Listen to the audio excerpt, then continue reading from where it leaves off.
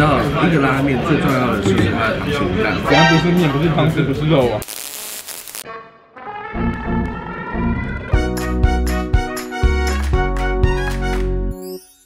各位观众大家好，我是又到了每周四的黑美食时间。今天带各位去吃的是各位看到这部影片以后，那个东西已经不复存在了。没错，我要赶在那个活动前一天的时候，想要去吃某个限定商品。这次我们要去的店家叫做面屋五藏神山，是一家拉面店。那它哪里特别呢？它期间限定的时候有用一个每日限量30碗的巨无霸叉烧拉面，今天就是要去吃它。现在10点50分，然后我还是3重，虽然好像不远。但是等下找停车位之类的，我觉得我们有几率吃不到。各位看不到了，哎，我跟各位讲，我们今天超惊险的，它是11点开始，总共限量20个人，它是11点开始发放号码牌。我刚来的时候，现场就这一些人，我超怕没有的。而且我跟你讲，我们都一起睡过头，这是包包一拿就直接出门了。我很久没有吃早餐吃的这么惊险了，而且我很久没有吃这么重口味的早餐了。早餐吃拉面其实蛮重口味的，怎么看都是香肾。没错，然后我们要吃的东西不在上面，它是限量的20碗黑醋双肋骨拉面。然后我们接下来就是等到它11点半开始，那我们可以花20分钟的手艺。没错，因为要等你讲个笑话来听。我讲个笑话来听听。哦，好难哦。我们可以把这个单元省掉。不行，我笑点很低又没关系。笑点很低是不是？来想个笑话我听听。好，那我来想个笑话。有没有？我举例好了，你看啊，为什么模范生很容易被绑架？为什么？因为他一副好榜样。好，那我们就稍等一下。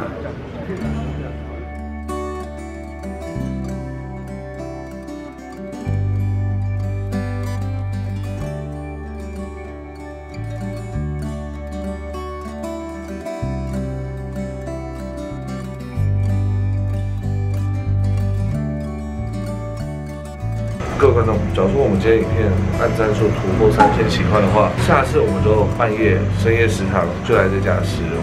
我来讲个笑话给你笑一下。好，你说。就是服务生对着客人说：“吃完了，那我收喽。”然后他就说：“好。”服务生就开始收了。蛮好笑的。他挑什么舞？你可以示范一下。对，差不多就是这样。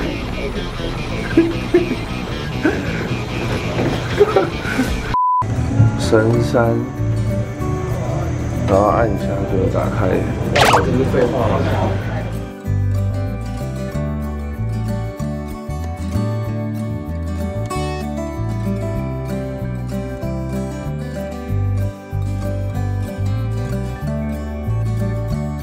哎，凯洛，你有没有发现，它的灯的每一个造型都不一样，很酷，很可爱。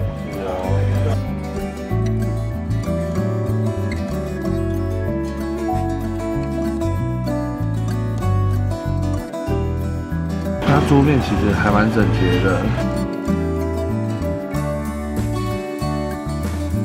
这间店其实就这么大，然后厨房在那边，很可惜我们没办法坐正中间，我们可以拍厨房。这是我们今天点的黑醋肋排拉面，380。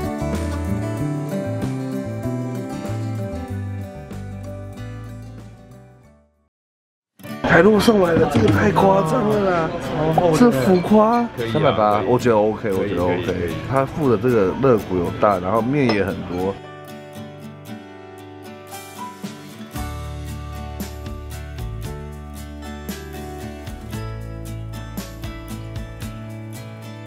那我们先来试一下它的黑醋肋骨排。好吃哎！这是入口即化的那一种，你这个吃起来有点像鳗鱼吗？你是说化开的那种感觉？对，好像不怎么像呢。哦，好好吃，很好吃，好吃哎！我跟你们讲，它的肉上面有吸附那个黑醋的汁，非常好吃，而且很入味。我们来吃面看看啊。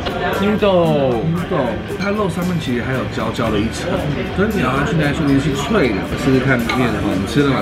我吃了，那个怎么样？我身为未吃，不过我是觉得好吃的啦。它不太咸，它的汤有点像是酱油汤汁，酱油拉面的那种。酱油拉面的感觉。汤汁的话，就是跟一般吃的蛮像的，它肉一直泡在汤里面，所以其实还蛮浓郁的。然后它的面的话，我觉得还蛮 Q 的，好吃有嚼劲。我的评语就像是小学生的作文一样的，我觉得很棒，浅显易懂。你每吸一口面的时候，汤汁也会跟着上来。这样的搭配还蛮不错的。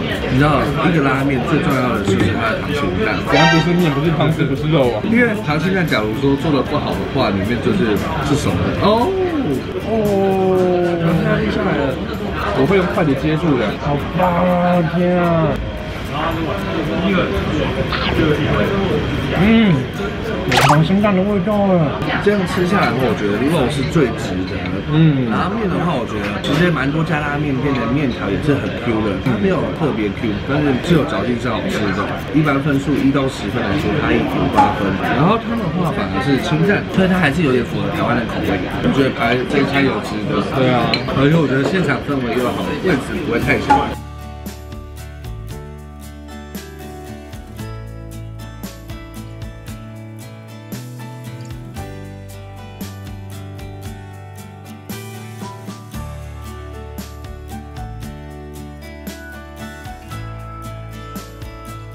各位，我吃完了，给你们看，剩汤跟骨头，超饱超饱。整体而言，你知道有时候负评的话，我会在外面讲，可是今天真的是只有正评。整体而言，我会给这家拉面店8分，1到10分的话。那还有什么店是可以让你到9分跟10分的？目前没有，可是我不太挑，我很容易满足，所以大概有8分。最屌就是肉排很好吃，做的非常好，然后它的汁都有入味。再就是我后来说它的汤没有那么咸，不符合日本的拉面的风味，其实并没有，它后面很咸。有会把那个底下汤汁搅拌上来就感觉到。然后再就是，假如你是食量比较一般的人，建议不要加面，会很饱。唯一的缺点就是店面偏小，所以可能要稍微等一下。它如果是中午的时段的话，就比较难等。然后它还有一个不错的地方是，如果前面所说的，它有深夜食堂的时间，欢迎各位晚上的时候也可以来吃看。那我刚刚有说，我这部影片突破3000喜欢，我才会晚上来试试看。对，总体而言真的很好吃。如果你想喜欢这影片的话，欢迎在下方跟点喜欢，可以去订阅凯洛，对，陪我来吃饭，可以按照我的粉丝团追踪我们的 FB，追踪我们社团。好，下部影片见，拜拜，拜拜。